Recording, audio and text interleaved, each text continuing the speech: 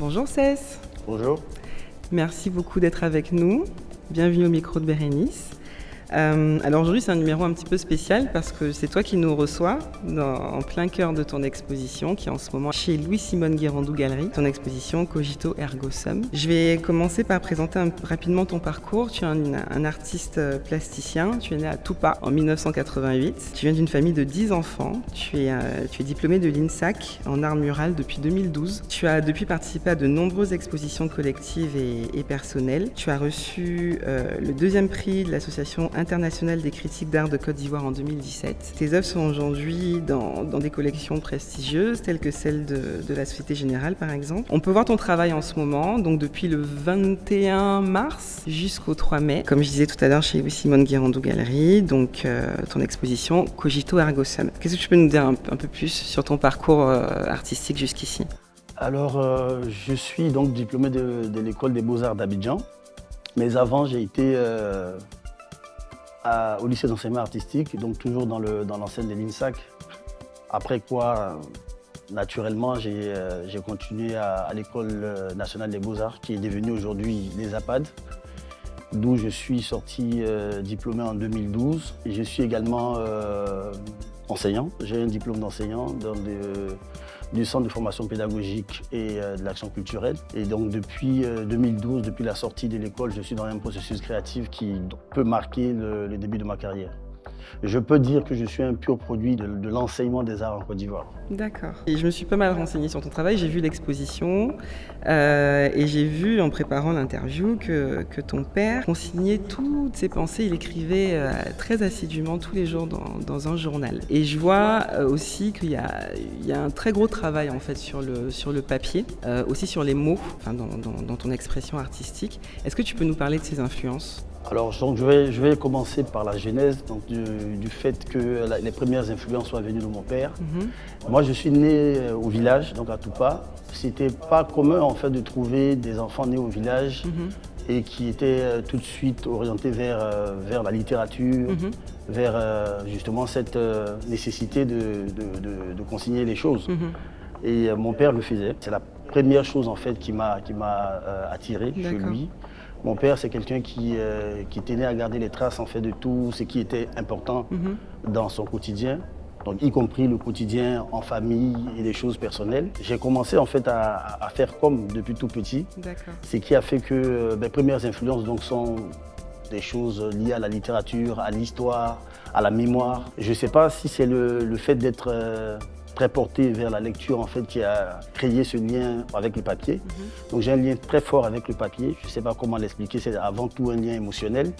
Et aujourd'hui encore, je prends plaisir en fait, à feuilleter les nouveaux livres, les nouveaux cahiers. Ça, c'est vraiment, ça me replonge dans le souvenir de mon enfance. À la rentrée des classes, en fait, c'était un moment que j'affectionnais. Et cette influence-là m'est restée jusqu'aujourd'hui. Je suis devant du papier en fait comme un enfant. Pour moi, le papier, la fragilité du papier, la volatilité de l'écriture en fait qu'on peut poser sur le papier correspond exactement à la façon dont l'histoire s'écrit. Et ce processus-là, en fait, au fil du temps, est devenu une marque en fait dans mon processus créatif. Pour moi, c'est une façon de, comme je dis en fait dans mon lexique, en fait, une façon de réécrire l'histoire. Parce que je pense que pour les artistes que nous sommes, il y a une nécessité de participer à l'écriture de cette histoire qui est à la fois mutable, on va dire, qui n'a finalement rien d'endogène parce que chaque génération vient et écrit son histoire soit dans la continuité de celle qui a existé ou sur celle qui a existé. Donc l'un ou l'autre en fait sont les deux éléments par lesquels on bâtit l'histoire. Et je me plais justement à expérimenter les différences qui peuvent exister entre les différents papiers et les techniques en fait, qui peuvent permettre de poser en fait, là-dessus notre façon d'écrire l'histoire. Il y a même des choix assez surprenants parce que du coup j'ai vu qu'il y avait même carrément du sopalin sur certains, du papier de sopalin, du papier d'usage quotidien et tout ça. Oui, parce que pour moi le papier c'est le papier. Le papier c'est le papier et il a évolué au fil du temps pour devenir quelque chose de très commun. Sinon à la base c'était quelque chose qui était rare. Donc parmi les papiers que j'utilise, je pars en fait du papier très ancien, égyptien, jusqu'au papier usuel aujourd'hui. Ce qui me plaît aujourd'hui de faire, en fait, c'est de ne pas juste aller dans une boutique de vente de matériel artistique parce que pour moi, le choix serait un peu trop encadré par ce qui est artistique. Donc, je pars plutôt sur des choses pas évidentes, donc du papier qu'on peut trouver dans la vie de tous les jours, du papier même qui traîne par terre souvent. À partir du moment où je sens un lien émotionnel entre moi et ce type de papier, son usage traditionnel devient caduque et voilà. D'accord. Il y a aussi un lien très très fort avec tes origines, avec ta communauté. Tu as Djouk Rouge, on a dit tout à l'heure, tu viens de Toupa. Tout à fait. Comment est-ce que ça se traduit dans ton art? Comment ça se traduit? Je pense que ça se traduit dans tous les détails de mon travail. En fait, on peut percevoir quelque chose qui est en lien avec ces origines-là. Moi, j'ai été éduqué dans la pure tradition avant de connaître la ville. On ne peut pas raconter mon histoire en fait en occultant cette partie de ma vie. Ouais. Et donc, le souvenir de tous ces éléments, de cette enfance, de cette initiation, parce que j'ai été initié selon les rites et les traditions de chez moi. Ça aussi, c'est l'une des choses dont je suis le plus fier. Je tiens en fait de ma communauté quelque chose que je considère comme un socle, le système politique et social de chez moi. Nous sommes une société de classe d'âge, donc qui est ordonnancée et dirigée selon les classes d'âge. Chez nous, le pouvoir, par exemple, on ne se bat pas pour le pouvoir. Le pouvoir qui est un acquis, c'est un droit pour tout citoyen. Donc en fait, toute personne, tant qu'elle a la vie, en fait, aura son moment pour exercer le pouvoir. Et je considère ça en fait comme une proposition qui n'est pas à rejeter en fait dans cette quête de perfection que nous avons dans les sociétés modernes. Je pense que cette façon d'ordonner la société peut contribuer justement à proposer des éléments qui serviraient à inventer une société beaucoup plus ordonnée. Donc mon rôle à ce niveau-là, c'est de même pas d'avoir la prétention d'imposer quelque chose, c'est de proposer cela, de restituer ça en fait au cœur de mon travail, pour que ça soit comme une sorte de proposition pédagogique. Le contenu puisse être comme un support didactique, comme une source de propositions qui doivent nécessairement servir la société. On a parlé de tes influences, mais comment est-ce que tu t'es dit « Ok, j'ai envie de me lancer là-dedans, je vais m'exprimer de cette manière-là » J'ai choisi de faire les arts. D'accord. C'est peut-être anodin, mais c'est important de le dire parce que je sais que il fut un temps où l'art, les études en art, en fait, c'était un plan B. Donc on allait en art parce qu'on avait en griffe échoué quelque part, et donc ça devenait comme un sursis. Moi, j'ai choisi, entre autres possibilités, de faire les arts, et je savais exactement pourquoi j'ai choisi cela. En même temps, j'avais sans prétention ce talent artistique et j'ai compris à un moment en fait que ça pouvait être le bon endroit pour rassembler toutes mes influences. L'idée était qu'on puisse retrouver dans un même travail quelque chose de visuel donc qui convoque le beau, mais qui convoque aussi l'histoire, la littérature et tous ces éléments qui constituent mes influences. Je fais le choix à un moment où j'ai accès à un livre qui avait été édité par l'INA à l'époque, l'Institut national des arts, l'ancien INSAC. Et dans ce livre, en fait, je découvre l'existence d'une école des arts, son contenu et tout ce qu'on enseigne à l'intérieur. Et j'ai dit à mon père, à l'époque, alors que j'étais encore au collège, que c'est ça que je veux faire. Et quelle a été la réaction de tes parents? Mon père m'a toujours tout de suite encouragé. D'accord.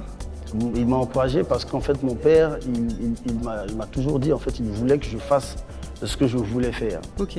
Pour la petite histoire, malheureusement, cette même année, j'ai perdu mon père. C'était aussi pour moi une sorte de challenge. Il fallait que je réussisse ça aussi pour lui parce qu'il m'a jamais vu dans cette affaire. Aller jusqu'au bout. J'ai passé le concours alors qu'il n'était déjà plus là.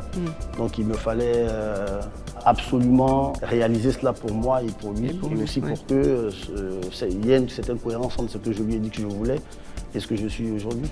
Donc on va maintenant parler de ton exposition, qui est en ce moment, donc, comme je disais, chez Louis-Simone Guérandou Galerie. Tu es là jusqu'au 3 mai. Quel est le message que tu fais passer dans cette exposition?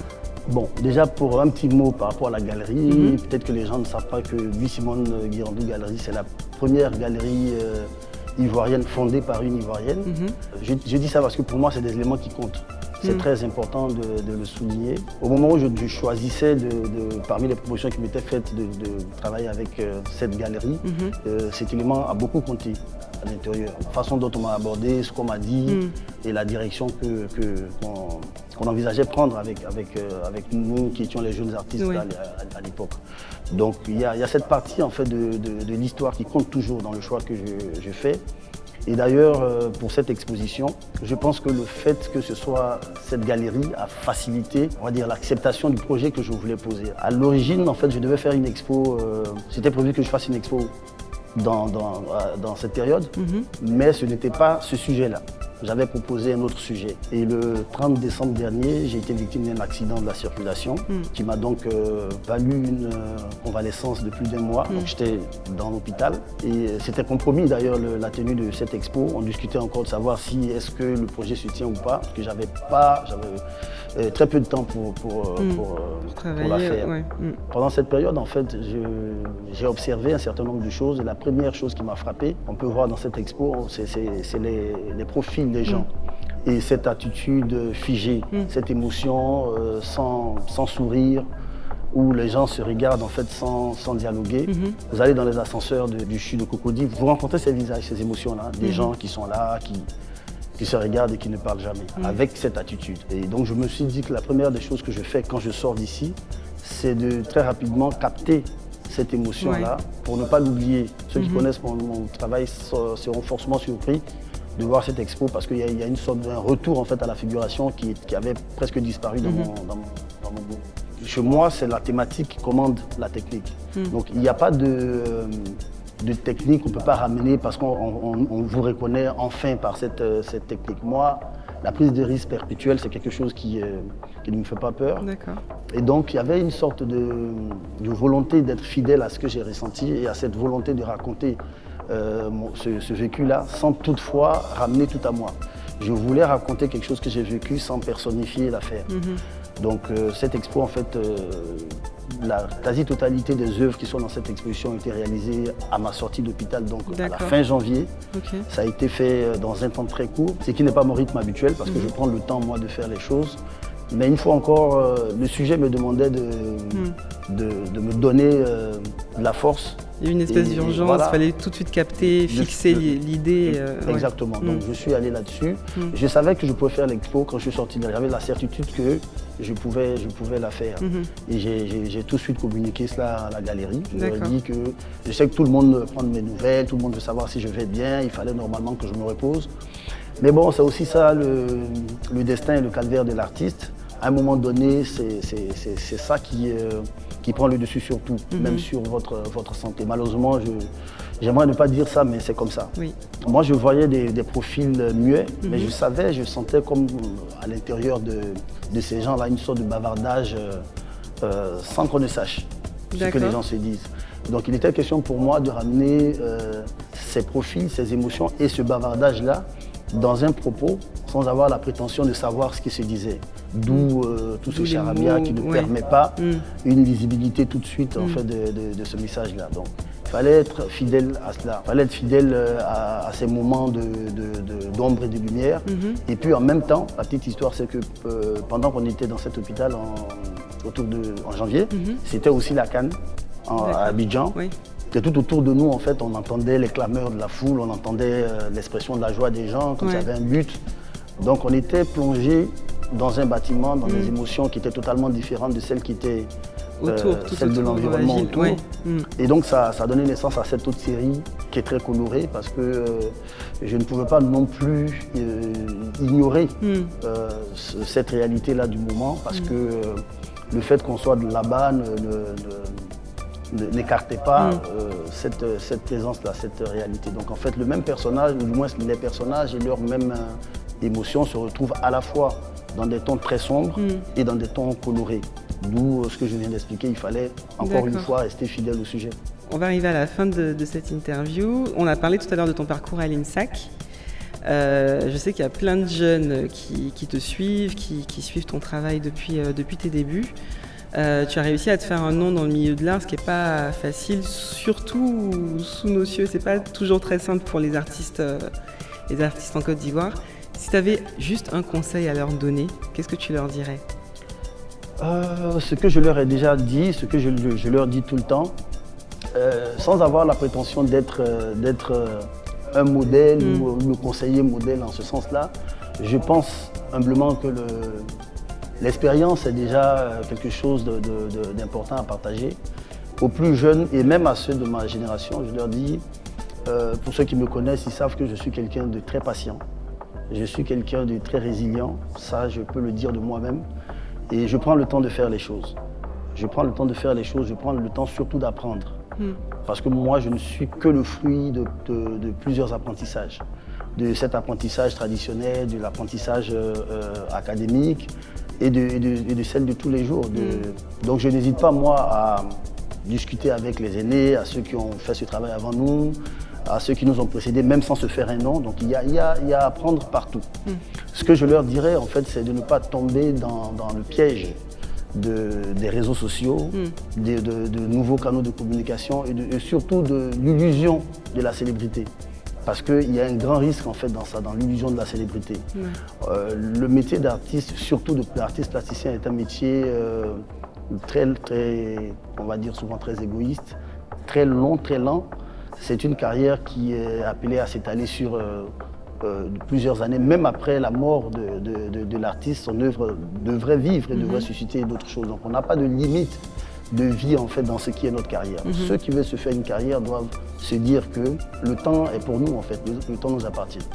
Mais la seule condition pour qu'un artiste se gagne le droit justement d'exister, c'est que celui-là en fait s'inscrive dans l'apprentissage perpétuel. Il n'y a jamais de finalité en fait dans cet apprentissage. Donc aux plus jeunes, de la patience, parce que le talent seul ne suffit pas. Tout le monde le sait, le talent ne peut pas suffire à inventer une carrière à un artiste.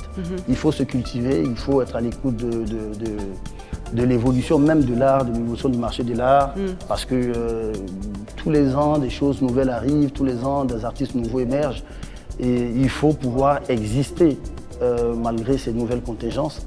Donc je pense que l'artiste africain, le jeune artiste africain d'aujourd'hui, devrait être avant tout un intellectuel.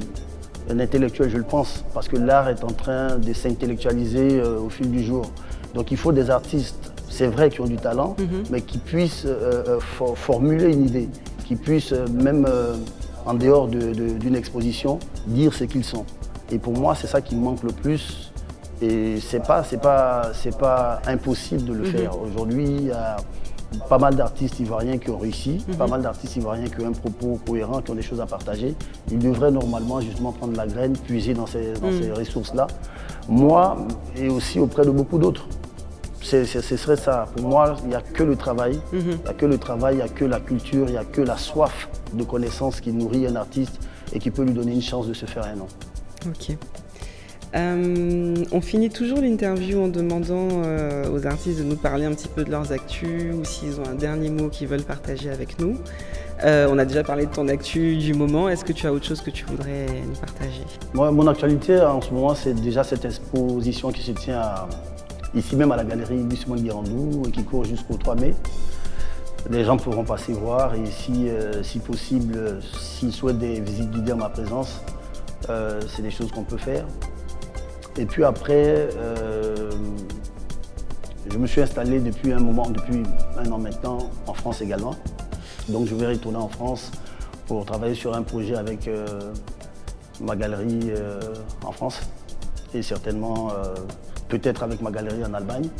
Donc ça sera la prochaine étape. Je ressens aussi ce besoin en ce moment-là d'exporter ce sujet-là parce qu'il est important. Si le travail est posé ici, il est important que ceux qui nous suivent ailleurs aussi en soient informés. Donc je vais faire ça. Après l'expo, ça sera mon actualité. Et puis bien évidemment, tout au long de l'année, la galerie participera à des événements où les gens pourront voir mon travail. D'accord. Merci beaucoup Cess d'avoir joué le jeu. Merci beaucoup d'avoir été avec nous aujourd'hui. Donc comme on vous l'a répété plusieurs fois pendant l'interview, l'expo est en cours chez Louis Simon Guérandou Galerie, Abidjan, Cocody, jusqu'au 3 mai prochain. Si vous pouvez avoir toutes les informations au sujet de l'exposition sur les comptes, sur les réseaux sociaux de la galerie. Si vous voulez en savoir plus sur Cess, pour suivre son travail, il est aussi présent et très actif sur Instagram. On vous mettra tous les liens en barre d'infos. Merci beaucoup à la galerie de nous avoir accueillis ici aujourd'hui. Merci à tous ceux qui nous regardent et puis on se retrouve très bientôt pour un prochain micro.